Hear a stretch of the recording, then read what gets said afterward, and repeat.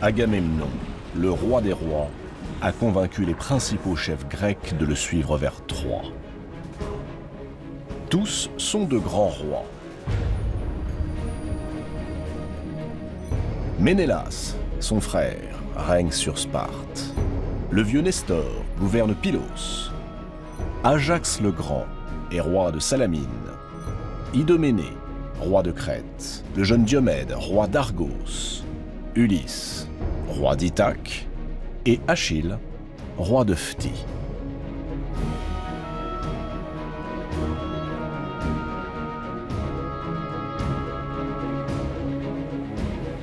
Achille et Ulysse. À eux deux, ils vont devenir le fléau des Troyens. Et pourtant, de tous les rois de Grèce convoqués par Agamemnon, ce sont eux qui désirent le moins faire cette guerre. Ulysse n'a aucune envie de quitter son royaume, Ithaque. Et encore moins sa femme, Pénélope, et son fils, Télémaque, pour aller livrer une guerre au bout du monde. Mais il y a autre chose qui le retient. Une chose qui l'obsède comme un cauchemar.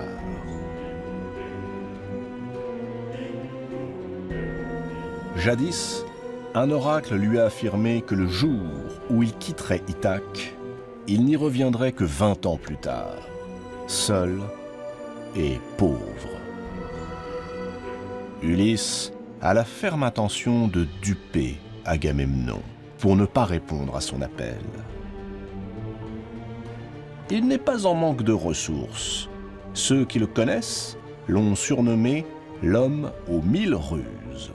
Et c'est bien d'une de ces ruses dont il va se servir pour ne pas faire cette guerre.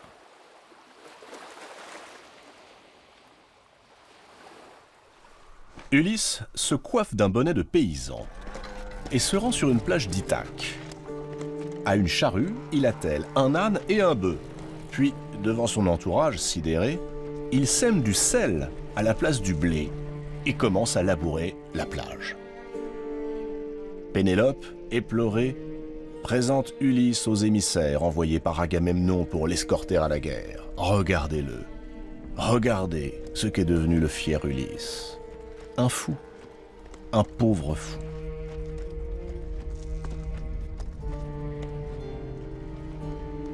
Les émissaires d'Agamemnon compatissent. En effet, comment le roi d'Ithaque pourrait-il servir à la tête de ses hommes, lui qui a perdu la raison?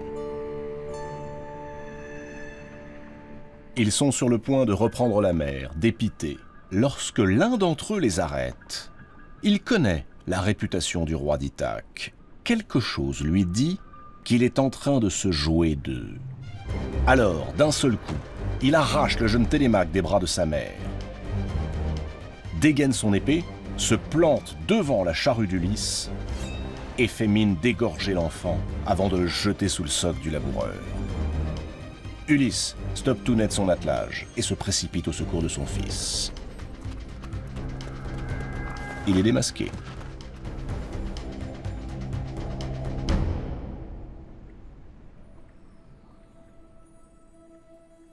Sa ruse éventée, Ulysse n'a d'autre choix que de rallier l'armée d'Agamemnon.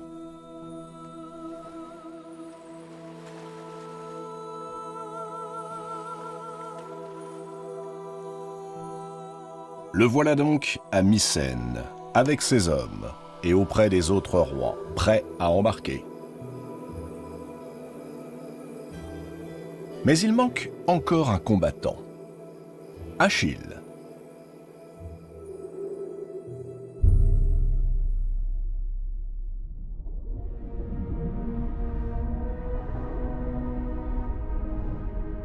Achille.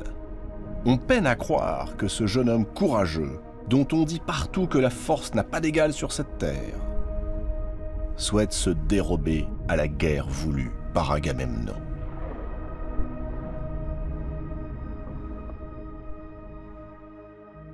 Quand on annonce à Agamemnon qu'Achille ne se joindra pas aux Grecs, le roi des rois hausse les épaules. Il n'a cure de cet homme qu'il déteste. C'est un guerrier indiscipliné qui méprise depuis toujours son autorité, ne manque jamais une occasion de lui rappeler publiquement sa cupidité et sa passion du pouvoir. De tous les rois de Grèce, Achille est celui qu'Agamemnon est le plus. Mais il le faut aux côtés des Grecs, proteste le vieux Nestor. Achille est béni des dieux. Il est le plus grand de tous les guerriers. Sans lui, la victoire est impossible. À contre-cœur, Agamemnon envoie Ulysse à Phthie chercher Achille et son armée, les redoutables Myrmidons.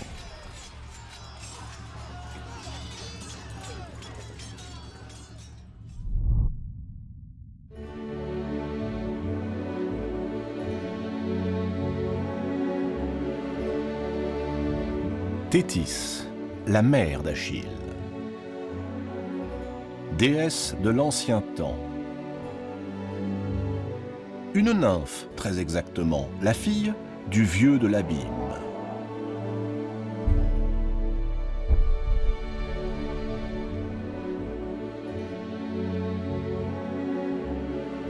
Aimée par Zeus, jadis, qui lui conserve toute sa tendresse. Et mariée, à la demande des dieux, à Pélée, le roi de Phthie, un mortel réputé pour sa sagesse et sa piété, qui fut autrefois l'un des marins partis à la conquête de la mythique Toison d'Or. Thétis accueille Ulysse avec inquiétude, car elle aussi connaît les ruses du roi d'Ithaque. Et surtout, elle a en mémoire cette terrible prédiction qu'elle n'a jamais révélée à personne, pas même à son fils. Si Achille part pour Troie, il connaîtra la gloire. Son nom sera célébré jusqu'à la fin des temps. Mais la mort le fauchera dans l'éclat de sa jeunesse.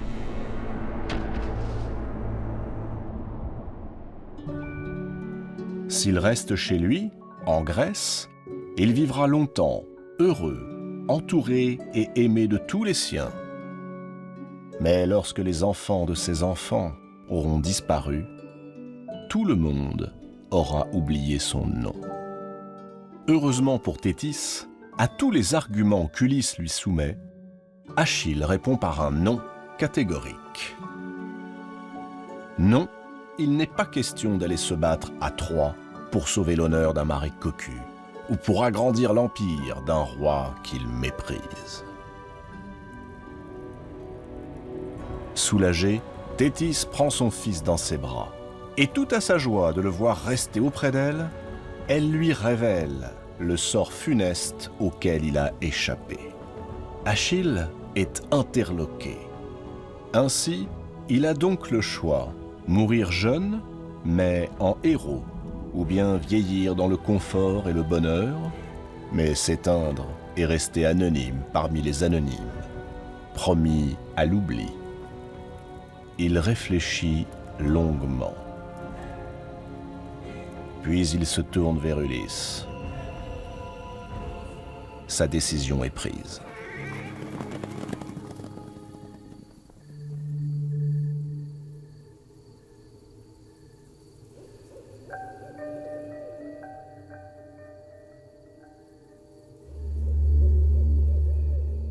Troie, la cité du roi Priam.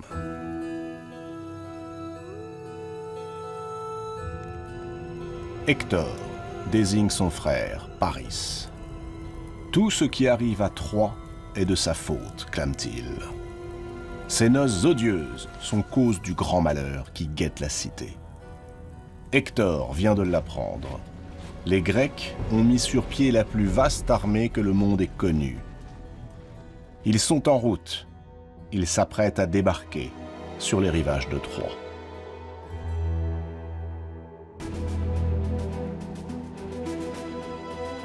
Hector, fils aîné du roi Priam.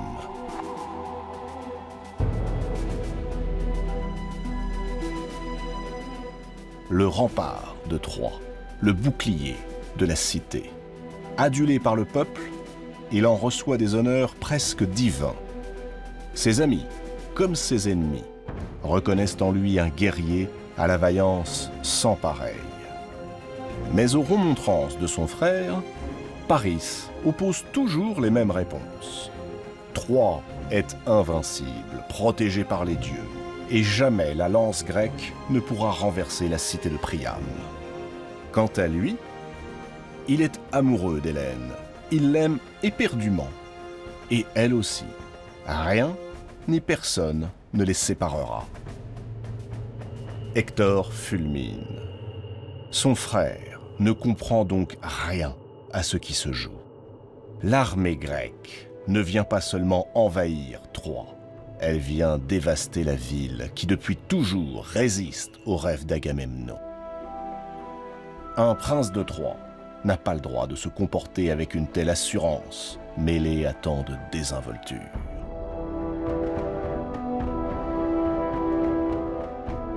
Lui-même est éperdument amoureux de son épouse, Andromaque. Mais il a toujours placé le salut de sa cité au-dessus de son bonheur personnel.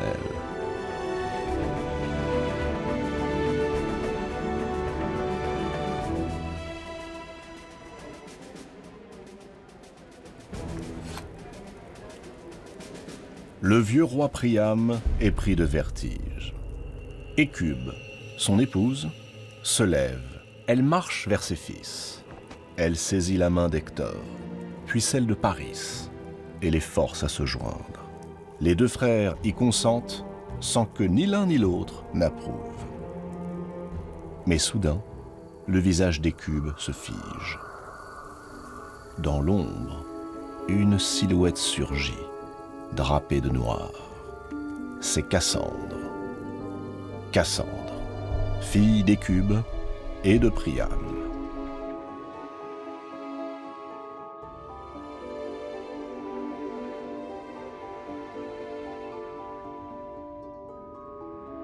À peine Cassandre s'est-elle avancée que sa mère lui fait signe de se taire.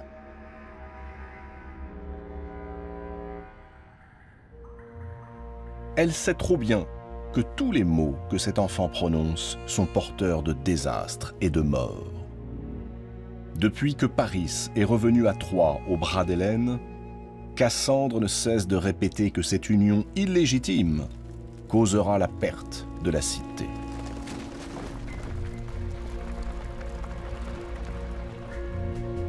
Cassandre possède, dit-elle, l'art de prédire l'avenir.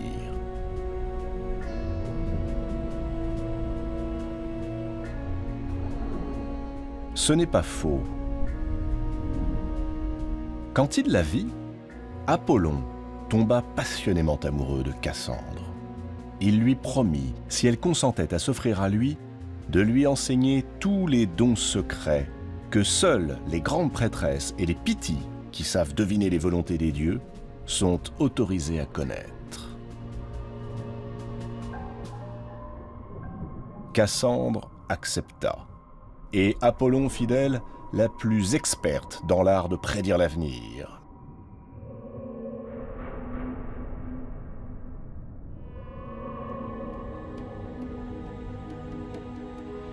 Mais aussi de formuler les oracles et de les interpréter. Mais une fois qu'elle fut instruite dans cet art, Cassandre n'accorda rien d'autre aux dieux qu'un simple baiser, du bout des lèvres. Puis elle se moqua de sa naïveté et lui révéla qu'elle avait fait vœu de toujours demeurer vierge et vénérait depuis sa tendre enfance Hécate, la déesse de la virginité. Apollon connut à la fois le désespoir et la douleur.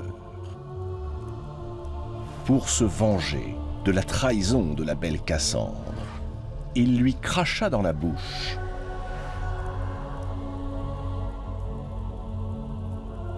Cassandre aurait dû se méfier, car d'un simple crachat, le dieu venait de lui retirer non pas le don de prophétie qu'il lui avait offert, mais le don de la persuasion. Ainsi Cassandre était-elle désormais condamnée à prédire l'avenir, mais à n'être jamais crue par personne.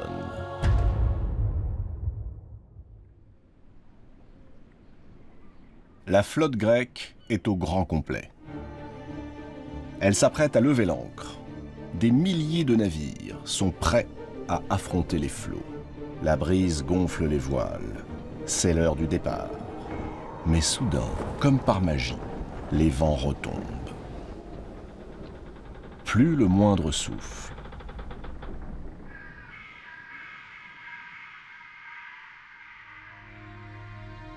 Agamemnon redoute le pire. Ce calme n'a rien de naturel. Il faut consulter les dieux, au plus vite. Il est, parmi les Grecs, un devin qui sait interpréter les volontés des dieux. Calchas. Pour lui, ni le futur, ni le présent, ni le passé n'ont de secret.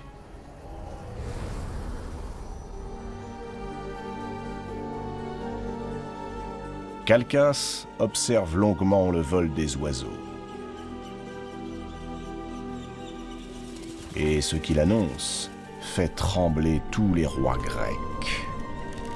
Une déesse s'oppose à leur départ.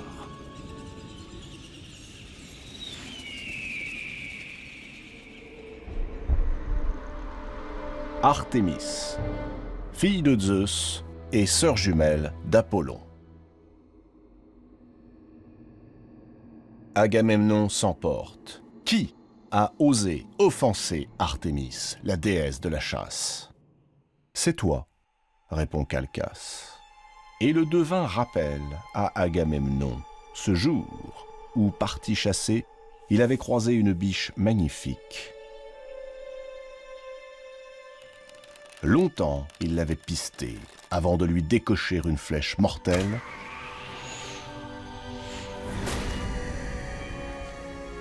et de s'écrier avec l'orgueil du vainqueur. Artémis elle-même n'aurait su mieux faire. Celle que l'on surnomme la souveraine des animaux reçut cette vantardise comme un affront et comme une injure. Aujourd'hui, Artémis exige un acte de repentance. Cette biche était sa préférée. Agamemnon devra donc sacrifier sa préférée.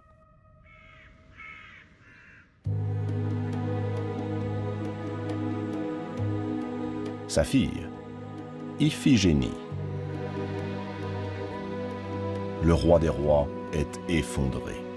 Jamais il n'y consentira. C'est l'unique condition pour que les vents soient avec les Grecs, réplique Calchas.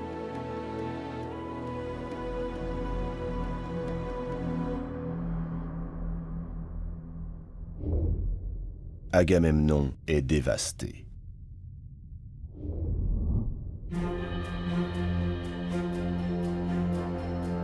Son frère Ménélas entre dans une colère noire. Il brûle d'impatience de récupérer Hélène, sa femme.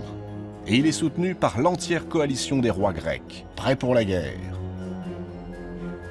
Que vaut une vie comparée à l'honneur d'un pays? Agamemnon refuse de céder. Le sacrifice qu'on veut lui imposer est inhumain.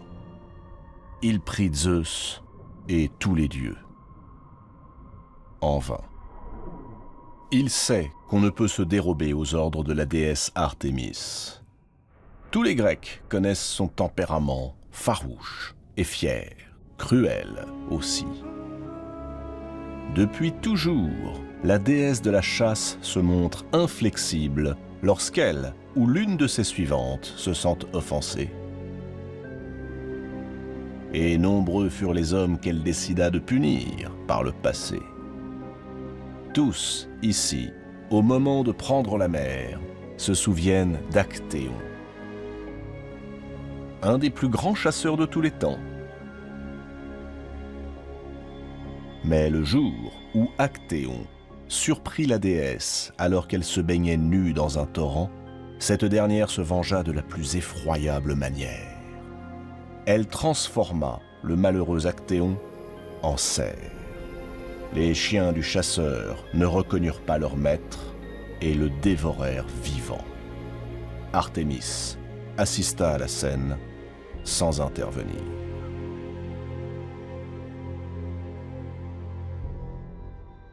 Agamemnon le sait, il est impossible de fléchir la déesse offensée.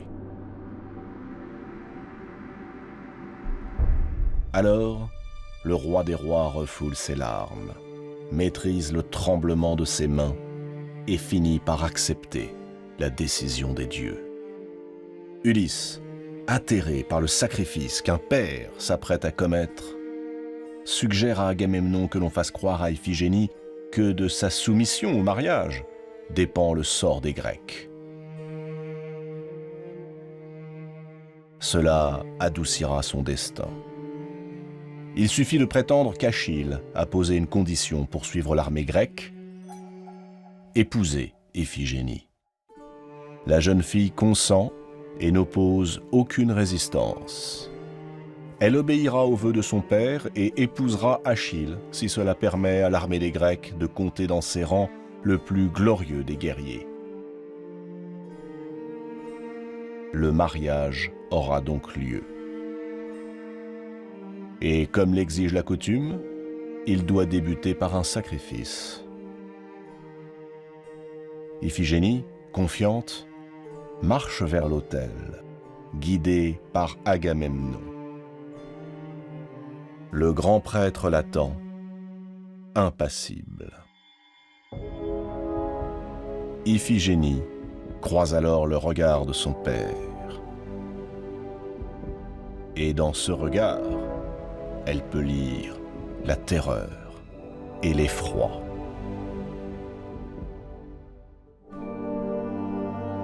Le grand prêtre se penche sur la jeune fille, le poignard s'abat.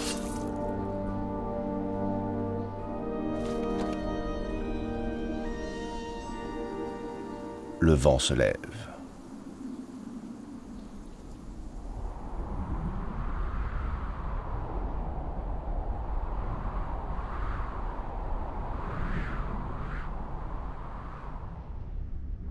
Là-haut, sur l'Olympe, les dieux ont tout vu. Désormais, la guerre est inévitable. Et chacun a choisi son camp.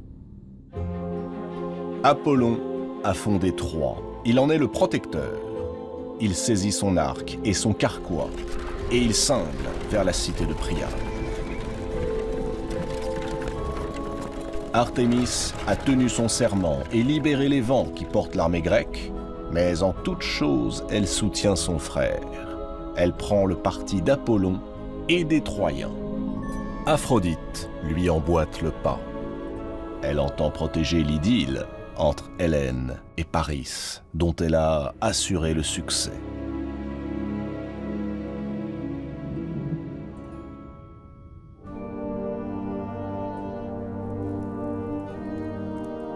Héra et Athéna, elles, ont déjà pris place aux côtés d'Agamemnon et des rois grecs. Poséidon et Arès hésitent encore. Sans doute, à leur habitude, ils oscilleront d'un camp à l'autre.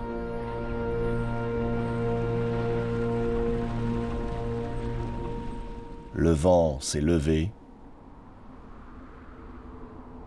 L'armée des Grecs s'élance vers Troie.